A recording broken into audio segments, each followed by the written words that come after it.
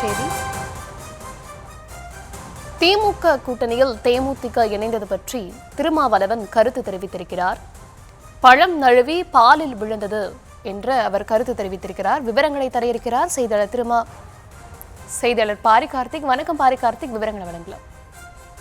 வணக்கம். திமுக கூட்டணியில் இன்றைய தினம் தேமுதிக இணைந்திருக்கிறது. இது குறித்து கூட்டணி கட்சி தலைவர்கள் எல்லாம், திமுகவில் இருக்கக்கூடிய கூட்டணி கட்சியினுடைய தலைவர்கள் எல்லாம் இந்த நிகழ்வுக்கு பெருமையோடு மகிழ்ச்சியும் வரவேற்பும் கொடுத்திருக்கிறார்கள். அதன் அடிப்படையிலே விடுதலை சிறுத்தைகளுடைய கட்சியின் தலைவர் திருமாவளவன் திமுக கூட்டணியில் தேமுதிக இணைந்திருப்பது பெரும் மகிழ்வளிக்கிறது என்றும், இக்கூட்டணி மேலும் வலிமை மிக்கதாக மாறியிருக்கிறது எனவும் தெரிவித்திருக்கிறார்.